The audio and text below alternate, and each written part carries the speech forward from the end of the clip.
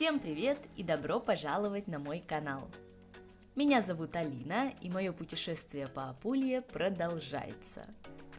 Сегодня вас ждет вторая часть влога про этот регион, и здесь будет много любопытного. Города, которые я очень хотела увидеть, неожиданные трудности, с которыми мне пришлось столкнуться, жара, которая едва не испортила впечатление, и приятные открытия, о которых я сама не подозревала. Воспоминания об этом у меня очень теплые, поэтому я с удовольствием поделюсь ими с вами. Будет и красиво, и жарко, и местами немного смешно, и, конечно, полезно для тех, кто учит русский язык. Так что устраивайтесь поудобнее и приятного просмотра! Всем привет из Астунии, белый город, который находится на холме неподалеку от Адриатического моря, которое отсюда, кстати, видно. Я только приехала, сделала высадку из автобуса и иду осматривать окрестности. Утро у меня было не очень веселое, потому что вообще-то я должна была сегодня поехать в Альпарабелло. И я ради этого встала в 6:30 утра. Пошла на станцию. По дороге выяснила, что я, оказывается, рановато иду, потому что автобус будет на 10 минут позже от того времени, которое я себе наметила. Поэтому я не особо спешила сегодня утром. Но я пришла. Людей становилось все больше. Когда я только пришла, их было не очень много, но их становилось все больше и больше и больше. И когда приехал автобус, ожидаемо мест в этом автобусе на всех не хватило. Я оказалась в числе тех, кому мест не хватило. Водитель нам любезно сказал, чтобы мы не переживали, потому что минут через 5-10 приедет следующий автобус. Мы ждали 5 минут, 10, 15, 20, 30, 40. Автобус так и не приехал. Потом я подумала, что я могу поехать на поезде, потому что он как раз уже в то время отправлялся. Но изначально я не хотела на нем ехать, потому что он шел дольше. И по времени отправлялся позже. То есть я бы приехала значительно позже, чем планировала. Я побежала на станцию, но обнаружила, что на табло нет поезда, на который я бегу. Поэтому я на нем тоже не смогла уехать. Я вернулась на автобусную остановку, ждала еще раз этот автобус. Не еще раз, а какое-то время, пока не поняла, что это бесполезно. И надо искать что-то другое. Поэтому я вот увидела ближайший поезд, который едет в Астуни, и приехала сюда. Апогеем этого замечательного утра стал мой завтрак, который оказался с плесенью. Я взяла с собой завтрак, потому что я очень рано проснулась, и я обычно в такое время не ем. И он оказался с плесенью. Вот, так что я полуголодная, потому что кое-что мне все-таки удалось поесть. И немножко злая. Но вроде бы уже отхожу. Вот. Такие дела.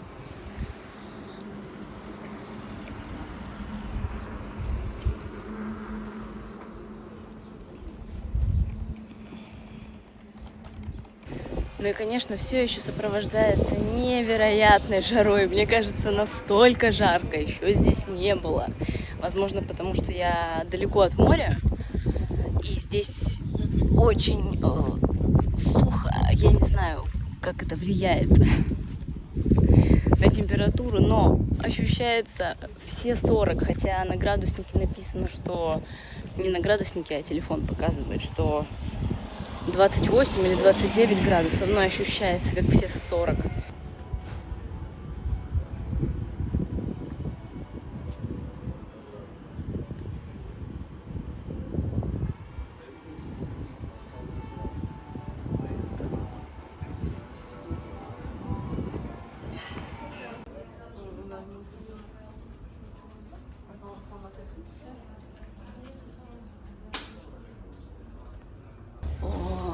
здесь хорошо, прохладно.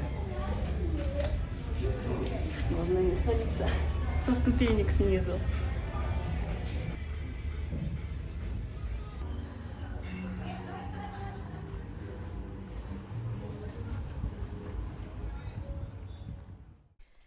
Я осталась в полном восторге от этого города, но этот восторг наступил уже после того, как я оттуда вернулась.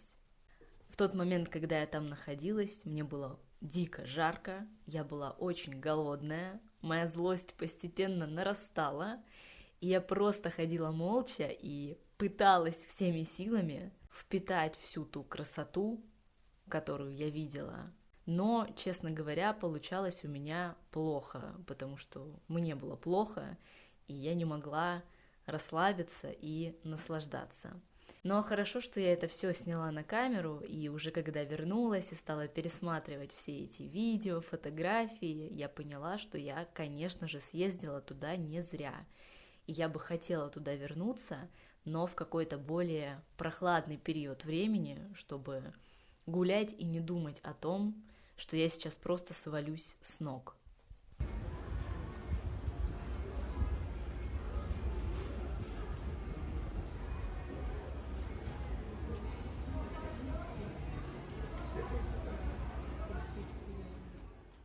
Спустя несколько часов я решила, что на этом все, и надо ехать в другое место, поэтому я поехала в Монополи.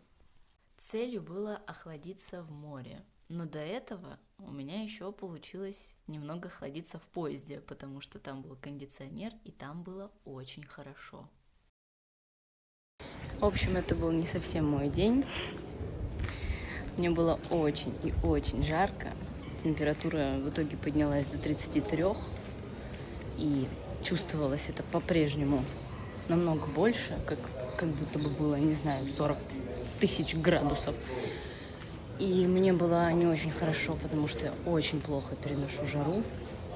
И поэтому я, к сожалению, не смогла насладиться городом Астуни.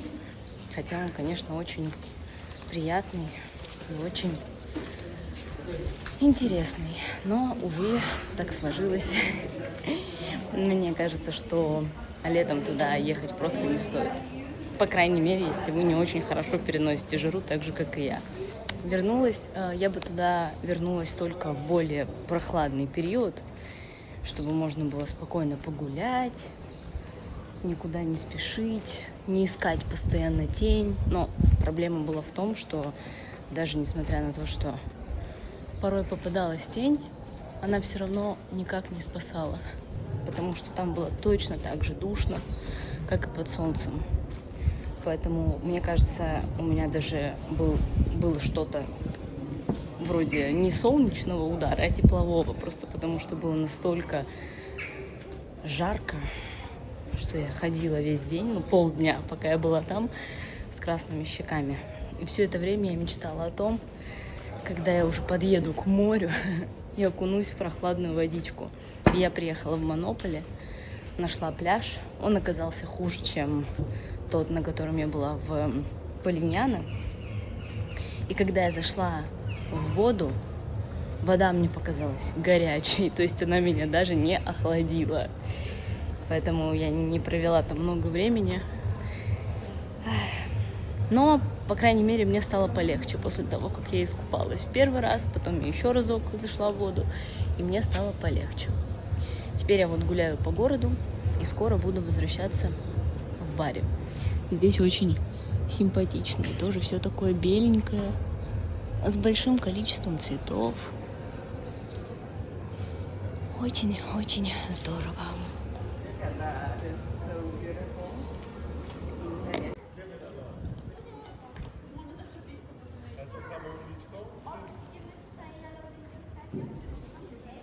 Всем привет, и догадайтесь откуда.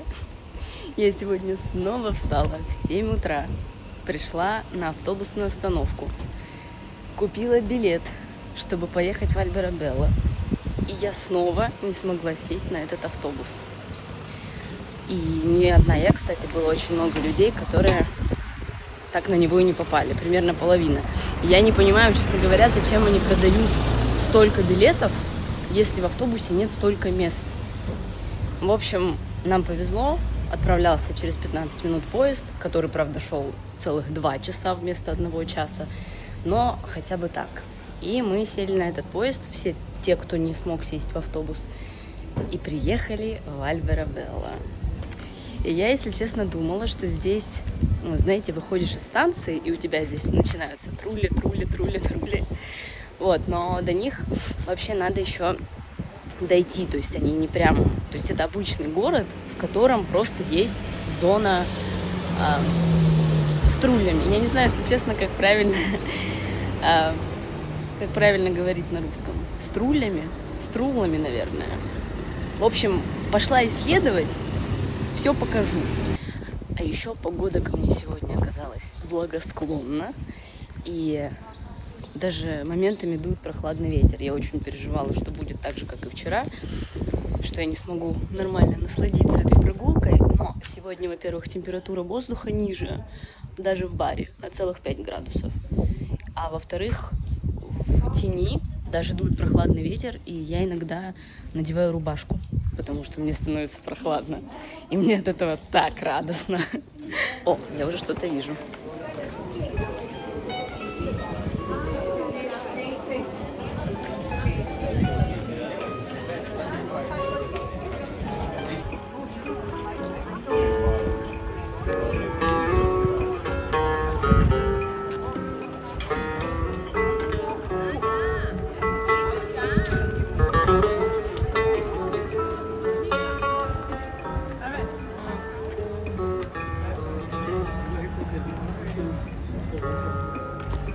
А еще я сегодня очень вкусно позавтракала, буквально только что. Я съела фокаччу я не знаю, как это обозвать, такой круглая булочка, в которой внутри есть начинка. То есть обычно в классической фокачче она сверху, а здесь она внутри. И она была настолько вкусная. Как вы понимаете, сегодняшний день принципиально отличается от вчерашнего. Сегодня хорошо все.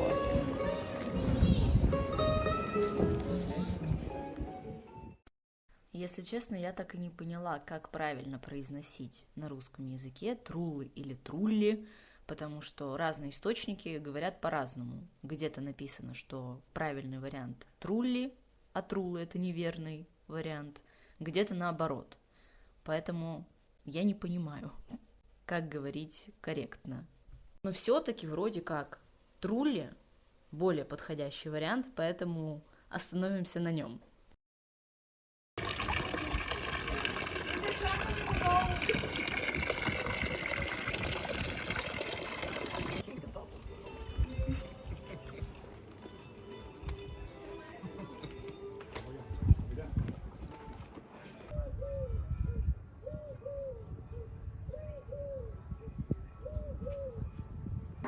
Я пришла в музей, который находится прямо в Труле. И здесь показан быт людей, которые в них жили. На первом этаже есть несколько комнат, спальня, кухня, зона камина. И еще есть второй этаж, на который мы тоже сейчас поднимемся.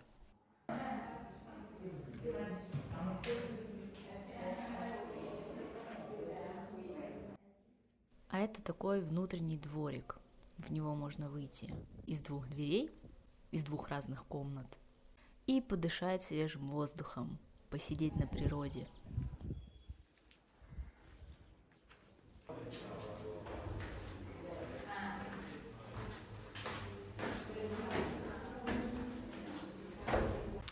Это 2-й этаж, и здесь очень маленькие проходы, очень низкие проходы. То есть, чтобы мне сюда пройти, мне надо прям пригнуться. А я не сказать, чтобы очень высокая.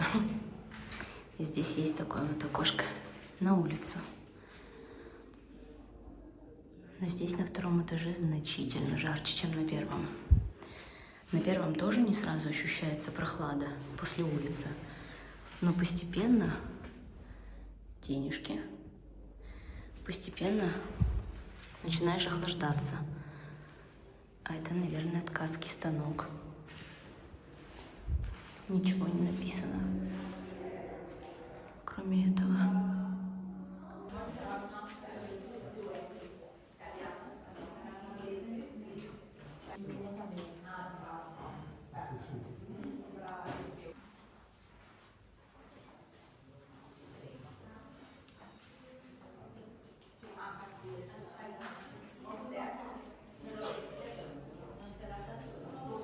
Я чуть не ушла, не заглянув в спальню.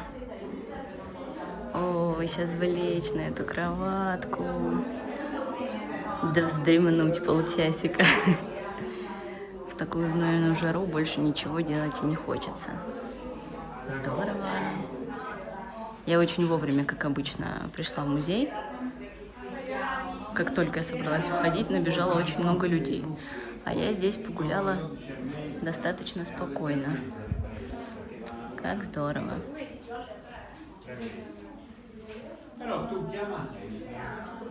А это прототип современного глазка, но он служил не только для того, чтобы посмотреть, кто стоит за дверью и можно ли открывать дверь этому человеку, но и в каком-то экстремальном случае, чтобы можно было выстрелить через эту дыру и ранить человека, который хочет нанести вред. А вот так этот музей выглядит снаружи.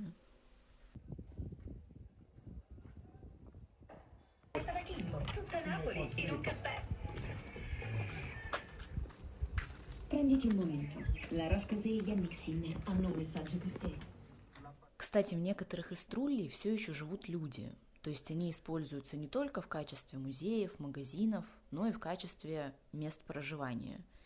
Не знаю, живут они там на постоянной основе или используют это как летние домики, но там есть частные территории, на которых стоят таблички с просьбой уважать их и не шуметь. А здесь, кажется, выставка трав, если это можно назвать выставкой. Здесь вот есть название и стоит невероятный запах. Микс всего. Сейчас начну чихать. Я себе купила вот такую открыточку. Там было много других симпатичных в таком арт-стиле, как картинки. Но они стоили, по 2 евро. В то время как везде, в каждом городе, где я видела подобные картинки, они стоят максимум 1 евро. Может быть, да, 1,5. Один раз я видела 1,5 евро в Пизе, но это было какое-то супер туристическое проходящее место. А так они везде стоят по 1 евро. Поэтому я ее не взяла, а взяла вот такую за 80 центов. По-моему, это называется финансовая грамотность. А когда я гуляла по городу, я совершенно случайно наткнулась на эти самые трулли с моей картинки. Причем я не понимаю, как я обратила на них внимание, но мне показались знакомыми верхушки, и когда я sравнила с kартинкой, я поняла, что это то самое место. Să nu pui mâna pe abutate, că n-ai voie, e un mesaj acolo, ce să n-ai voie. 2 дня попыток попасть в Альбера Белла того стоили.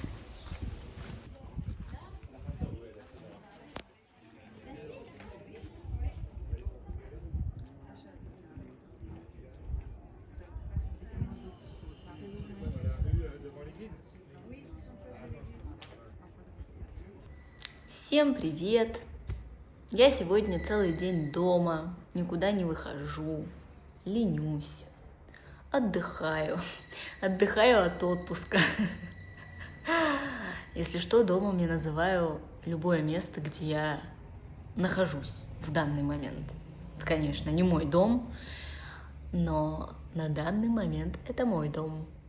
Я себя словила на мысли, что иногда надо отдыхать от спешки, потому что хочется так много всего посмотреть. Понятное дело, что все равно не успеется посмотреть вообще все. Поэтому я решила, что надо немножко заземлиться и отдохнуть. Никуда не бежать, спокойно провести день дома, не выходить на жару, потому что жара тоже очень утомляет. И просто покайфовать на кроватке перед телевизором. Такой вот у меня сегодня ленивый день. Но сейчас жара немного спадет, и я все равно, конечно, пойду гулять. Куплю себе клубники и буду ее есть и смотреть, как я встретил вашу маму. Я нашла здесь телеканал, на котором по вечерам, как раз когда я обычно возвращаюсь домой, идет «Как я встретил вашу маму». А это один из моих любимых сериалов, поэтому я очень кайфую от того, что я могу его здесь смотреть еще и на итальянском. А вчера так вышло, что я пришла домой в обеденное время, и обнаружила, что на этом же канале в это время показывают «Отчаянных домохозяек». А это еще один мой очень любимый сериал, один из моих любимых сериалов. Поэтому я, конечно, его тоже теперь с удовольствием посмотрю. Я вот уже сижу, жду и надеюсь, что он скоро-скоро начнется, и что это была не разовая акция, что вчера его показывали, а сегодня его не будет. Но, возможно, мне удастся его посмотреть хотя бы одну серию. О, ура!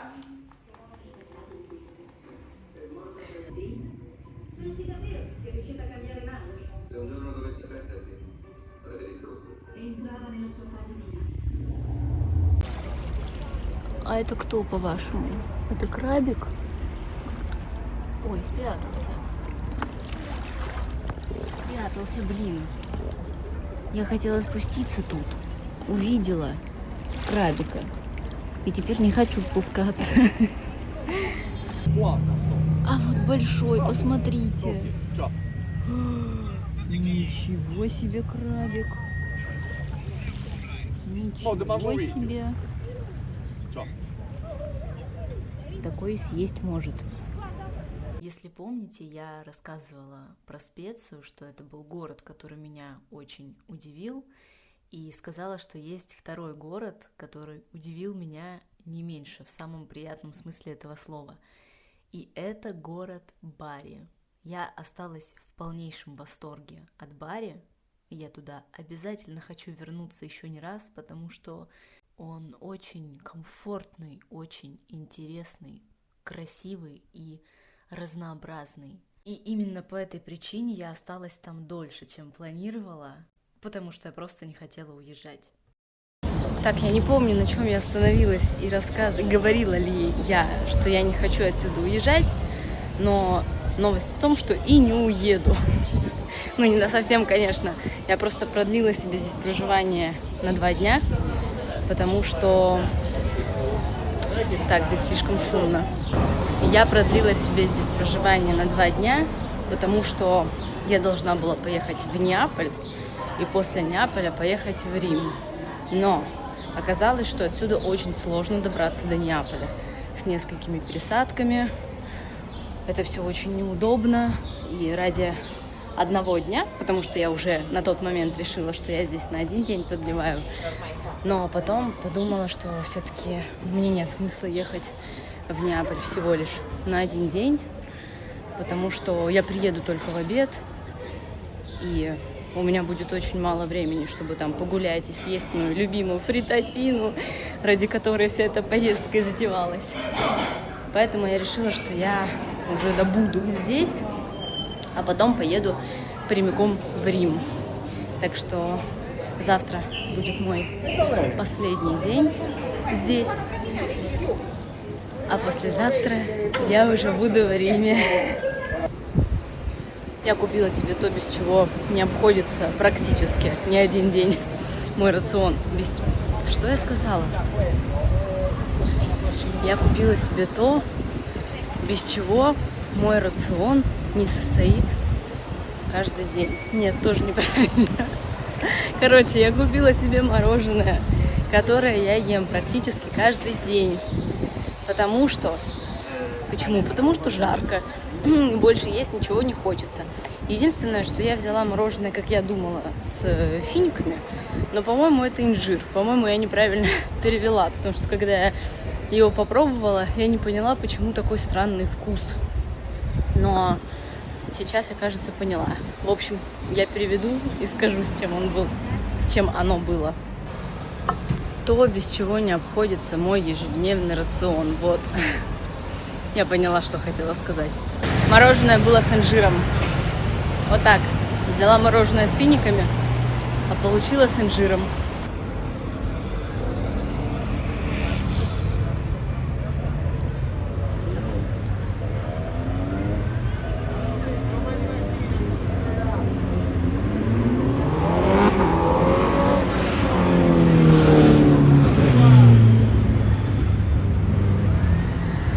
Всем доброе утро.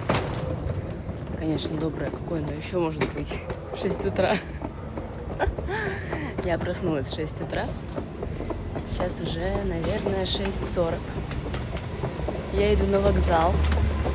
И сегодня начинается заключительная часть моего путешествия по Италии. Немножко грустно, но я еду в город, который покорил мое сердце с первого взгляда. И без которого, как мне кажется, не может обойтись ни одна моя поездка в Италию.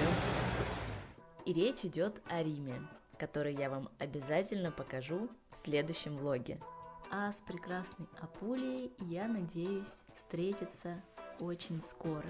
Это удивительный регион с кучей как природных богатств, так и культурных. Поэтому, если вы никогда не были в Апулии, очень рекомендую вам добавить ее в список мест, которые обязательно нужно посетить. Надеюсь, вам понравилось это видео.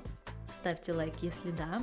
А я вас благодарю за просмотр и прощаюсь до следующего видео. Пока-пока!